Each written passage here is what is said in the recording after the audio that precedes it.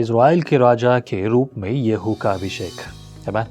Praise the Lord. God's morning. ये प्रभु की सुबह है। प्रभु बड़ी भलाइयाँ आप पर और आपके परिवार पर करें। आज एक और दिन जो प्रभु ने दिया है उसका धन्यवाद करें। नवा अध्याय पढ़ेंगे आज हम, दूसरा राजाओं की पुस्तक और उसमें से नवा अध्याय। इज़राइल के राजा के रूप में येहू का अभिषेक हो रहा है, लेकिन अभिषेक किस प्रकार से, आइए पढ़ते हैं। 9वें अध्याय के पहले वचन में लिखा है, तब एलीशा भविष्यद्वक्ता ने भविष्यद्वक्ताओं के चेलों में से एक को बुलाकर उससे कहा, कमर बांध और हाथ में तेल की यह कुप्पी लेकर गिलाद के रामोत को जा, और वहां पहुंचकर येहू को जो यहोशापात का पुत्र और नमशी का पोता है ढूंढ लेना। तब भीतर जा उसको खड़ा कर कर उसके भाइयों से अलग एक भीतरी कोठरी में ले जाना।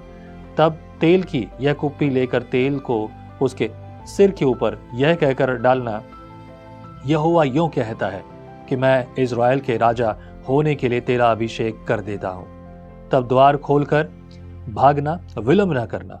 अतः वह जवान भविष्यद्वक्ता गिलाद के रामोत को गया। वहां पहुंचकर उसने क्या देखा कि सेनापति बैठे हुए हैं। तब उसने कहा, हे सेनापति, मुझे तुझसे कुछ कहना है। येहू ने पूछा, हम सबों में से किससे? उसने कहा, हे सेनापति, तुझी से। तब वह उठकर घर में गया और उसने यह कहकर उसके सिर पर तेल डाला, इज़राइल का परमेश्वर यहोवा यूं कहता है, मैं अपनी प्रजा इज़राइल पर राजा होने के लिए तेरा अभिषेक कर देता हूं। तू अपने स्वामी अहाब के घराने को मार डालना, जिससे मुझे अपने दास भविष्यद्वक्ताओं के वरन अपने सब दासों के खून का जो इजबेल ने बहाया बदला मिले, क्योंकि अहाब का समस्त घराना नष्ट हो जाएगा और मैं अहाब के वंश के हर एक लड़के को और इज़राइल में के क्या बंदी क्या स्वाधीन हर एक का नाश कर डालूंगा। और मैं अहाब का घराना नाबाद के पुत्र यारोबाम का सा और अरिया के पुत्र बाशा का सा कर दूंगा, और इजबेल को यिज्रेल की भूमि में कुत्ते खाएंगे और उसको मिट्टी देने वाला कोई ना होगा। तब वह द्वार खोलकर भाग गया। तब येहू अपने स्वामी के कर्मचारियों के पास निकल आया और एक ने उससे पूछा, क्या कुशल है? वह बावला क्यों तेरे पास आया था? उसने उससे कहा, तुमको मालूम होगा कि वह कौन है और उससे क्या बातचीत हुई। उन्होंने कहा, झूठ है, हमें बता दे। उसने मुझसे कहा तो बहुत, परंतु मतलब यह है कि यहोवा यूं कहता है कि मैं इज़राइल का राजा होने के लिए तेरा अभिषेक कर देता हूँ। तब उन्होंने झट अपने वस्त्र उतार कर उसके नीचे सीढ़ी ही पर बिछाया और नरसिंगे फूंक कर कहने लगे, येहू राजा है। अभी तक तो ये लोग उसको बावला कह रहे थे, और ये एलीशा का भेजा हुआ एक दास है, मतलब एक एलीशा की सेवा करने वाला। और दूसरे शब्दों में कहते हैं कि स्क्राइब्स और चेले, जो एलीशा का चेला था, और वो यहाँ आकर यहाँ पर येहू का जो है अभिषेक कर रहा है। कभी कभी लोगों को ये बात अजीब सी लगेगी जब हम ये भाग पढ़ते हैं, खासतौर से जैसे मैंने पहले बताया, थोड़े बहुत जो है अध्याय आगे और पीछे हैं। पिछली बार हमने देखा था कि यहाँ पर जिस स्त्री के बारे में बात हो रही है, इस स्त्री ने न जाने कितनों का नाश किया, खासतौर से यहोवा के जो है नबियों का, और बहुत सारे प्रभु के सेवकों का उसने नाश किया, और उसका परिणाम अब उसको मिल रहा है। ये अध्याय थोड़ा सा पहले होना चाहिए था, लेकिन इसके पीछे भी उद्देश्य है। और इसलिए मैं हमेशा कहता हूं, जब अगर रोज अध्ययन अगर आप करेंगे तो आपको बात समझ में आएगी। कभी कभी चीजें बिखरी सी नजर आती हैं, लेकिन जब ये आप इसे अच्छे रीति से पढ़ेंगे तब आपको सारी बातें समझ में आएंगी। एलीशा ने उससे पहले कह दिया था, तू वहां से भागना वहां से, क्योंकि लोग हैं वहां पर, ऐसा ना हो कि वो तेरा नाश कर डाले। सेवा में कई बार परिस्थितियों को देखकर उनके सामने खड़े होते हुए और अगर वहां से भागना कोई गलत नहीं होता मेरे प्रियो, लेकिन कई बार लोग इसे अलग अलग रीति से सुनते, समझते हैं, सोचते हैं, which is not exactly right. Need to understand. ये सब तब समझ में आएगा जब हम वाकई में पवित्र शास्त्र को पढ़ेंगे, सुनेंगे और समझेंगे। इजबेल के साथ जो होना था वो आपने देखा। आगे पढ़ते हैं। 14 पद में लिखा है, यूं येहू जो निमशी का पोता और यहोशापात का पुत्र था, उसने योराम से राजद्रोह की गोष्ठी की। योराम तो सारे इज़राइल समेत आराम के राजा हजाएल के कारण गिलाद के रामोत की रक्षा कर रहा था। परंतु राजा योराम आप अपने घाव को जो आराम के राजा हजाएल के से युद्ध करने के समय उसको आरामियों से लगे थे, उनका इलाज कराने के लिए इजराइल को लौट गया था। तब येहू ने कहा, यदि तुम्हारा ऐसा मन हो तो इस नगर में से कोई निकलकर इज़राइल को सुनाने को न जाने पाए। तब येहू रथ पर चढ़कर इज़राइल को चला जहां योराम पड़ा हुआ था, और यहूदा का राजा अजया योराम को देखने वहां आया। इज़राइल के गुम्मट पर जो पहरुआ खड़ा था, उसने येहू के संग आते हुए दल को देखकर कहा, मुझे एक दल दिखाई देता है। योराम ने कहा, एक सवार को बुलाकर उन लोगों से मिलने को भेज दे, और वह उनसे पूछे, क्या कुशल है, क्या सब ठीक है, तुम किस वजह से आ रहे हो, क्या सोच कर आ रहे हो। 18 पद में लिखा है, तब एक सवार उससे मिलने को गया और उससे कहा, राजा पूछता है क्या कुशल है। येहू ने कहा, कुशल से तेरा क्या काम, तू हटकर पीछे चल। ओके, हटकर मेरे पीछे चल, तू कुशल मत पूछ।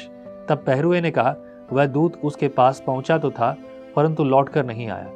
तब उसने दूसरा सवार भेजा, और उसने उसके पास पहुंचकर कहा, राजा पूछता है क्या कुशल है। येहू ने कहा, कुशल से तेरा क्या काम, हटकर मेरे पीछे चल।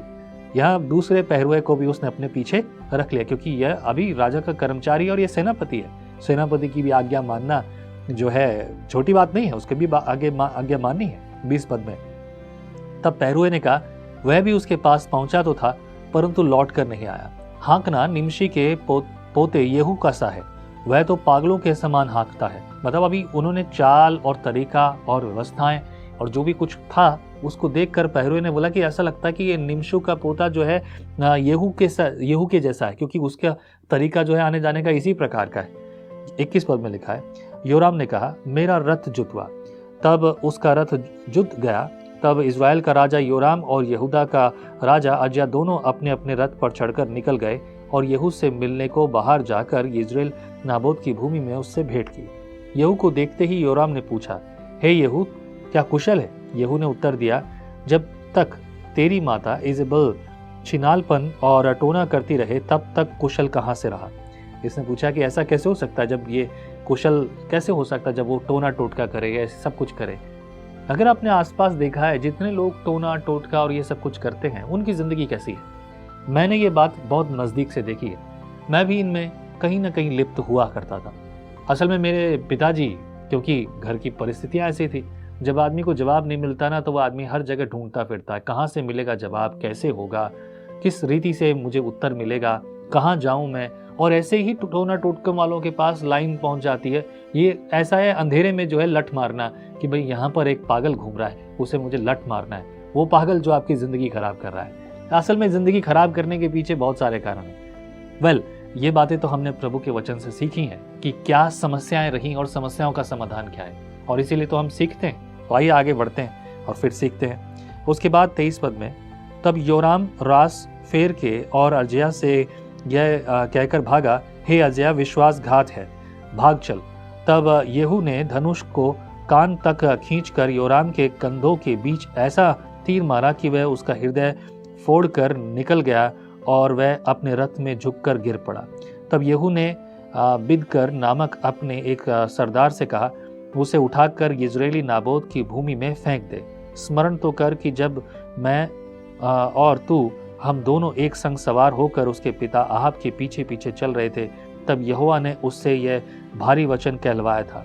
यहोवा की यह वाणी है कि नाबोत और उसके पुत्रों का जो खून हुआ उसे मैंने देखा है, और यहोवा की यह वाणी है कि मैं उसी भूमि में तुझे बदला दूंगा।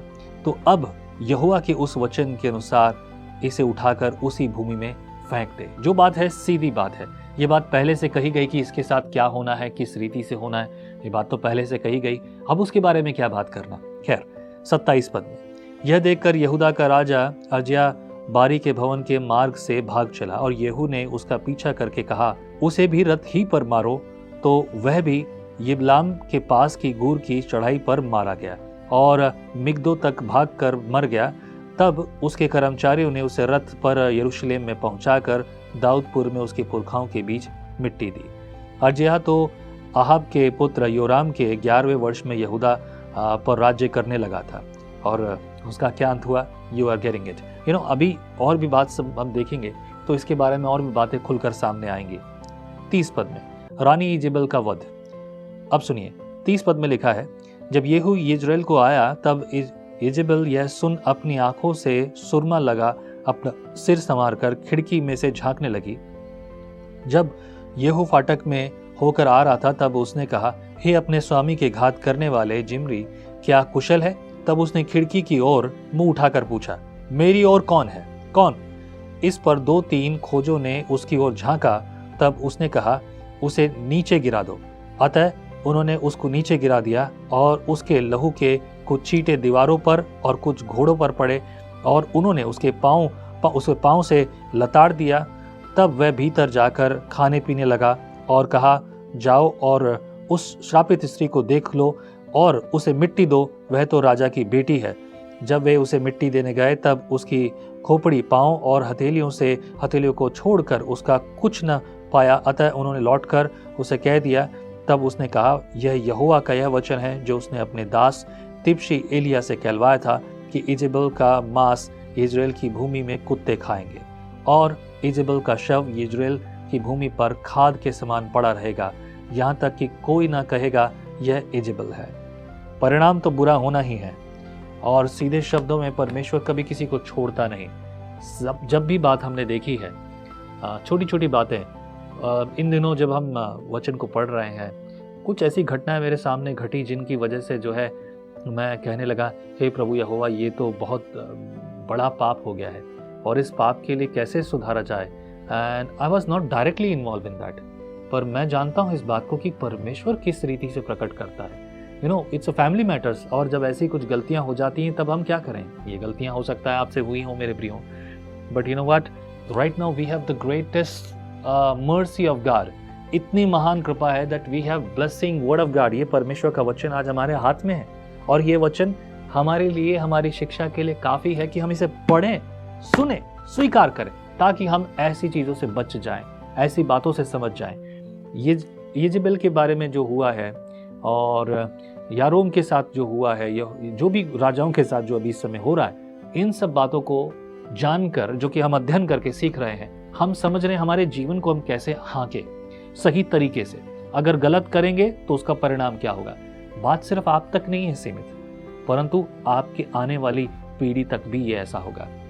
खैर, कई बार लोग उलझे रहते हैं और कई सारी चीजें सामने खड़ी होती हैं, लेकिन मैं हमेशा कहता हूं, यदि आपने परमेश्वर के वचन के साथ संगति करना शुरू किया है और अगर कर रहे हैं और करते आए हैं, तो वो सारी बातों में परमेश्वर ने आपको बड़ी शांति दी होगी। मे भी शायद आपको बात कुछ समझ में आए या ना भी आए, कोई बात नहीं, but if you are into it, अगर आप इसमें हैं तो आप धीरज के साथ बने रहिए और आप धीरज से इसी संगति में आप पाएंगे कि परमेश्वर आपको ठीक समय पर, पवित्र आत्मा आपको वो बात बताएगा जहां पर आप वीक हैं। आई बिलीव आप इसके लिए अच्छी तैयारी करेंगे। आमीन।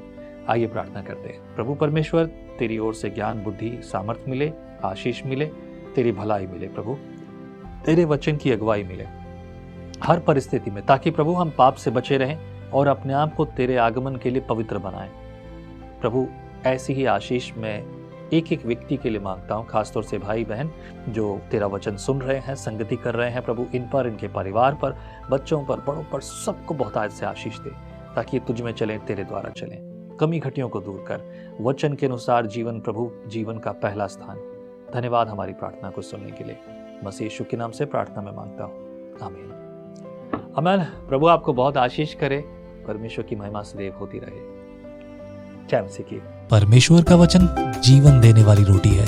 आओ हम इस जीवन देने वाली रोटी का और मजा लें विजनरी टीवी पर। हम हमेशा सोचते हैं कि शायद मैं भी बाइबल कॉलेज जाकर बाइबल को अच्छे से सीखता, पर अब आपके लिए है visionary TV, deep Hindi Bible study के लिए।